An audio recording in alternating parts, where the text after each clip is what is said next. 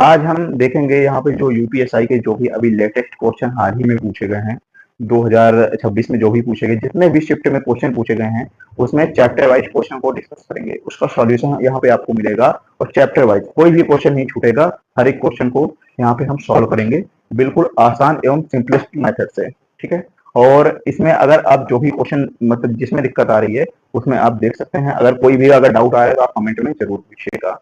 तो चलिए दोस्तों स्टार्ट करते हैं बिना देरी किए हुए। अब आप देख सकते हैं आज का पहला क्वेश्चन इसमें दिया हुआ है। क्वेश्चन पूछा गया है 15 मार्च सेकंड शिफ्ट, यूपीएसआई का जो पेपर हुआ था 15 मार्च सेकंड शिफ्ट 2026 में पूछा गया है, ठीक है। इसमें क्या दिया हुआ है, इसमें दिया हुआ है तीनों संख्याओं का योगफल है 1416 और पहली और दूसरी का अनुपात है 7:9। आप इस स्क्रीन पे देख पा रहे होंगे क्वेश्चन क्या दिया हुआ है। और इसके बाद में तीसरी से अनुपात दूसरी और तीसरी से अनुपात है 2:3। देखो पहली और दूसरी का अनुपात कितना है 7:9, ठीक है। तो यहाँ पे जो ऑप्शन है इसमें 9 का मल्टीपल होना चाहिए, ठीक। 9 का मल्टीपल देख लो यहाँ पे 4 2 6 4 10, यानी ये आंसर नहीं हो सकता, ठीक है। 4 3 7, यहाँ पे ये आंसर नहीं हो सकता क्योंकि हमें 9 को मल्टीपल लाना है। 9 को मल्टीपल लाने के लिए जो डिजिटल सम हो वो 9 से डिवाइड होना चाहिए, ठीक है। 4 3 7 2 9, यानी ये भी हो सकता है, ठीक। 4 3 7 ये नहीं हो सकता, यानी यहाँ पे आंसर नंबर होगा सी पर। लेकिन कभी कभी ये जो मेथड है ये गड़बड़ भी हो जाता है, इस वजह से हम क्या करते हैं इसको हम पूरा सॉल्व करके देख लेते हैं। तो इसमें दिया हुआ है तीनों संख्याओं को योगफल कितना है 1416। तीनों संख्याओं को जो योगफल है वो है 1416। पहली और दूसरी से अनुपात है 7:9। पहली और दूसरी ये क्या अनुपात है, यहाँ पे अनुपात है 7:9। दूसरी और तीसरी का अनुपात क्या है, दूसरी और तीसरी का अनुपात दिया हुआ है यहाँ पे क्वेश्चन में। दूसरी और तीसरी का अनुपात दिया है 2:3, 2:3, ठीक। ये रेशियो जब भी निकालना हो तो क्या करेंगे हम 7 का मल्टीप्लाई कर देंगे 2 में, ठीक है। और 9 का मल्टीप्लाई कर देंगे 2 में और यहाँ पे हो जाएगा 3 का मल्टीप्लाई। यहाँ पे क्या आएगा 7 दूना 14, 9 दूना 18 और 9 3 27। अब क्वेश्चन में क्या बोला है, क्वेश्चन में दिया हुआ है योगफल। तीनों का योगफल है कितना 1416, यानी तीनों जो है 1416। यहाँ पे कितना आएगा देखो 20 20 10 30 10 40, 40 अलग कर लो। अब यहाँ पे क्या बचा 8 7 15 4 19, ठीक। तो ये 40 और 19 कितना हो जाएगा 40 19 हो जाएगा 59। 59 की वैल्यू सवाल में कितनी दी हुई है, 59 की वैल्यू दी हुई है, कितनी दी है 59 की वैल्यू दी है यहाँ पे क्वेश्चन में 1416, 1416, ठीक। जब 59 का भाग हम 1416 में देंगे तो कितना आएगा 24 बार जाएगा, यहाँ पे जाएगा 24 बार। अब क्वेश्चन में क्या पूछा गया है, क्वेश्चन में पूछा गया है कि दूसरी संख्या ज्ञात कीजिए। दूसरी संख्या यानी कि 18। 18 की वैल्यू फाइंड आउट करनी है तो यहाँ पे क्या आ जाएगा 24 इंटू 18। 24 इंटू 18 क्या आएगा यहाँ पे 18 चौकी 72, हासिल लगा 7, 18 में 36, 36 7 कितना होगा 36, 36 4 40, 3 43, यहाँ पे आएगा 432। 432 होगा आपके क्वेश्चन का सही जवाब। अब आते हैं अगले क्वेश्चन में। चलिए दोस्तों देखते हैं क्वेश्चन नंबर दूसरा। इसमें क्या दिया हुआ है, इसमें दिया हुआ है ए बी सी और डी द्वारा एक व्यवसाय में निवेश का अनुपात है 6:4:3:5। ए अनुपात बी अनुपात सी अनुपात डी। इनका जो निवेश का अनुपात है, इन्होंने जो निवेश किया है ना उसका अनुपात क्या दिया हुआ है 6:4:3:5। 6:4:3:5, ठीक है। निवेश का अनुपात ये दिया हुआ है। अब आगे क्वेश्चन में बताया गया है यदि सी को डी से 1500 कम लाभ होता है, 1500 कम लाभ होता है, जो निवेश का अनुपात होगा, अगर आप ज्यादा निवेश करोगे तो ज्यादा लाभ होगा आपको, अगर कम निवेश करोगे तो आपको कम लाभ होगा। यानी कि जो निवेश का अनुपात होगा ये और लाभ का अनुपात होगा वो सेम ही होगा, ठीक है। अब यहाँ पे क्या बोला गया है, यहाँ पे सी को डी से 1500 कम लाभ हुआ। सी को डी से यहाँ पे कितना कम लाभ हो रहा है, कितना कितना कम लाभ हो रहा है, सी को डी से कितना कम लाभ हो रहा है 2 यूनिट। अब क्वेश्चन में कितना कम लाभ हो रहा है, क्वेश्चन में कम लाभ हो रहा है 1500, यानी कि 2 यूनिट की वैल्यू है 1500। 2 यूनिट की वैल्यू कितनी है, 2 यूनिट की वैल्यू है 1500। तो 1 यूनिट की वैल्यू कितनी आएगी, 1 यूनिट की वैल्यू आएगी 2 7 14 और यहाँ पे आ जाएगा 750, ठीक है। अब आगे क्वेश्चन में पूछा गया है ए और बी द्वारा निवेश की गई कुल धनराशि। ए और बी द्वारा कितना निवेश हो रहा है 6 4 10, यानी 10। 10 की वैल्यू कितनी आ जाएगी 7500। 7500 होगा हमारे क्वेश्चन का सही उत्तर। अब आते हैं अगले क्वेश्चन में। चलिए दोस्तों देखते हैं क्वेश्चन नंबर 3। मेरा क्वेश्चन जो है नीचे है और आपका क्वेश्चन है कोने में।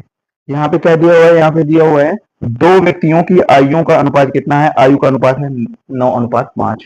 और यहाँ पे 6 वर्षों बाद उसका अनुपात, जो उनका अनुपात है 3:2 हो जाता है। तो दोनों व्यक्तियों की वर्तमान आयु ज्ञात कीजिए। ठीक है, वर्तमान आयु का अनुपात कितना है? 9:5। अब ऑप्शन में चेक कर लेंगे किसमें 9:5 आ रहा है। देखो यहाँ पे अगर 2 नहीं 18, 2 पंचे 10, यहाँ पे आ जाएगा 9:5। यहाँ पे क्या 9:5 आएगा? 2 छक्के 12, 2 चौके 8, या फिर 4 से 12, 4 गुना 8, 3:2 नहीं होगा। ठीक, यहाँ पे कितना आएगा? 2 पंचे 10, 2 चौके 8, 5 अनुपात 4, यानी ये भी आंसर नहीं होगा। यहाँ पे 2 सत्ते 14, ये जाएगा ही नहीं, तो 14:9 ही रहेगा, तो यहाँ पर भी 9:5 नहीं होगा, यानी कि इसका सही आंसर होगा ए पार्ट। ठीक है, अब आते हैं अगले क्वेश्चन में। इसमें क्या दिया हुआ है? इसमें दिया हुआ है ए और बी का अनुपात है 6:8। 6:8, अगर 6:8 है तो क्या होगा? 2 3 6, 2 चौके 8, ये कैंसिल हो जाएगा 2 से, तो यहाँ पे आएगा 3:4। 3:4। अब आगे क्या बोला गया है? आगे बोला गया है कि ए क्यूब और बी क्यूब का अनुपात ज्ञात करना है हमें। ए क्यूब और बी क्यूब का अनुपात ज्ञात करना है, हालांकि ये लिखने की जरूरत नहीं है, लेकिन मैंने लिख दिया है। ठीक है, और ए क्यूब और बी क्यूब का अनुपात निकालना है, तो कैसे निकालेंगे? ए क्या है? ए है 3, और 3 का क्यूब क्या होगा? 27। ठीक है, यहाँ पे रेशियो लिखा हुआ है, तो यहाँ पर भी मैंने रेशियो लिख दिया। ठीक, अब यहाँ पे देखो बी की वैल्यू है 4, तो यहाँ पे 4 का क्यूब करेंगे तो क्या आएगा? 64 आएगा। तो यही क्वेश्चन में पूछा गया है, और यही हो जाएगा हमारा आंसर।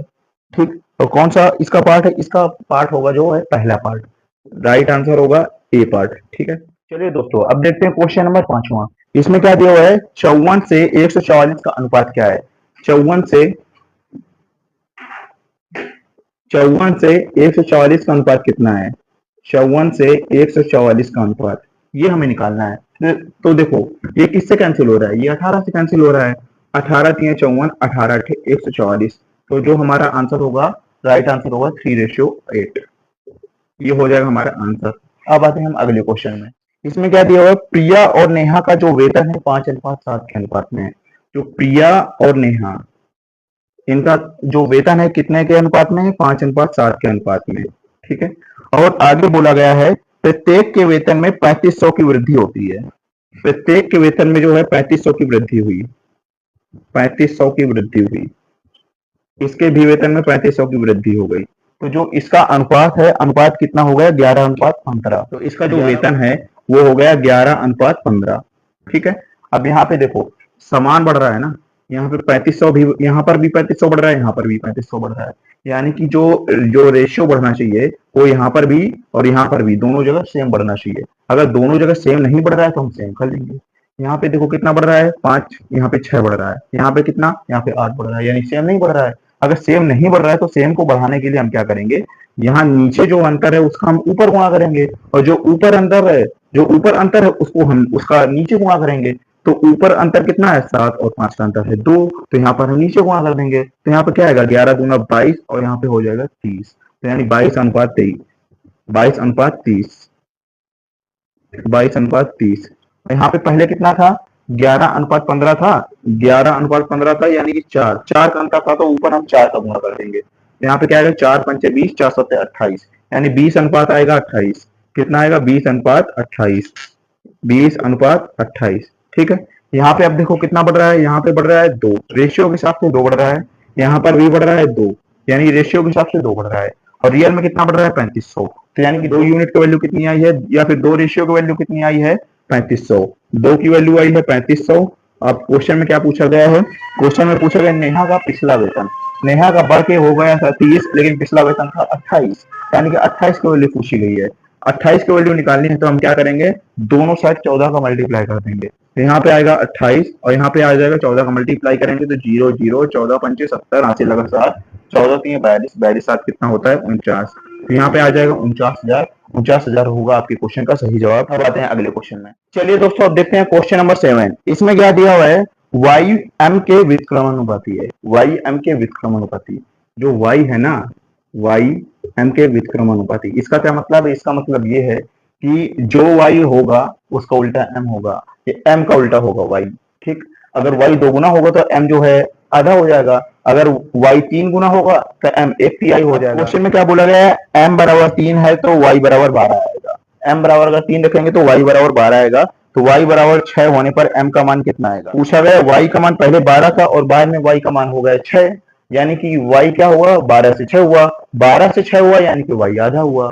y अगर आधा होगा y अगर आधा होगा तो m 2 गुना हो जाएगा, m 2 गुना हो जाएगा तो m पहले कितना था, m पहले था 3, तो बाद में हो जाएगा 6, 6 होगा आपके क्वेश्चन का सही जवाब। अगर डिटेल से करना हो तो इसको हम ऐसे कर सकते हैं, देखो यहाँ पे क्या होगा y1 बटे y2, यहाँ से इस फार्मूले से हम निकालेंगे y1 बटे y2 बराबर m2 बटे m1, ठीक है।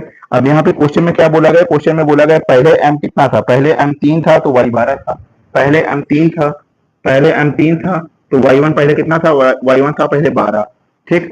और इसमें आगे बोला गया है कि y के 6 होने पर m का मान ज्ञात करो, y बाद में y2 हो गया 6, तो यहाँ पे किसका मान निकालना है, m2 का मान निकालना है, तो 3 दूना 6, यहाँ पे आ जाएगा 2 छक्का 12, m2 बराबर 6, इस प्रकार से भी हम निकाल सकते हैं, ठीक है। तो ये हो जाएगा हमारा आंसर। तो चलिए दोस्तों अब देखते हैं अगला क्वेश्चन।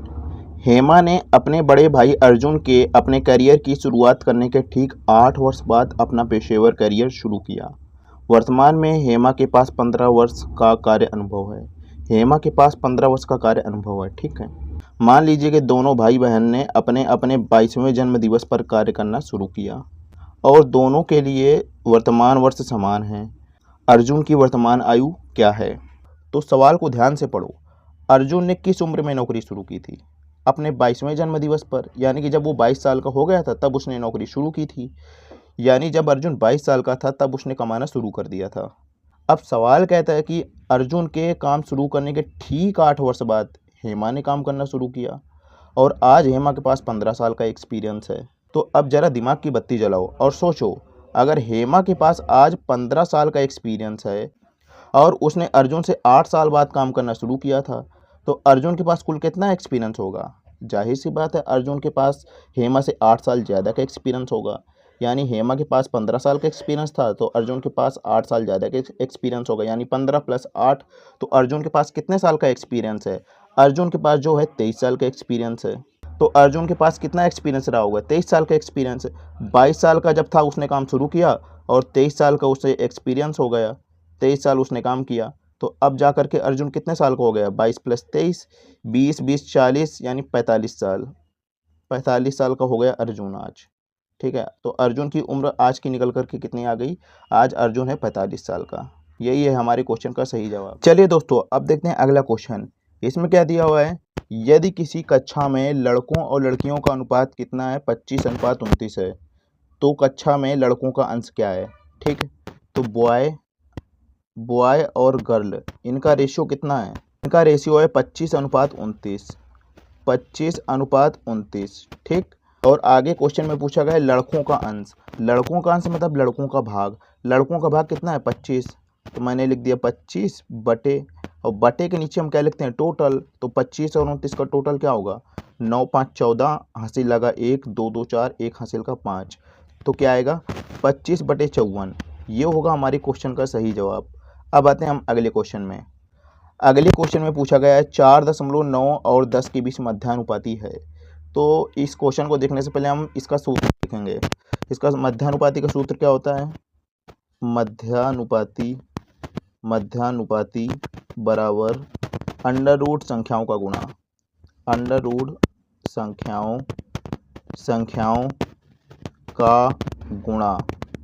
का गुणा, ठीक है। तो ये हो गया मध्यानुपाती का सूत्र। अब आते हैं हम अपने क्वेश्चन की ओर। क्वेश्चन में क्या दिया गया है? क्वेश्चन में दिया गया है 4.9 और 10 के बीच मध्यानुपाती है। मध्यानुपाती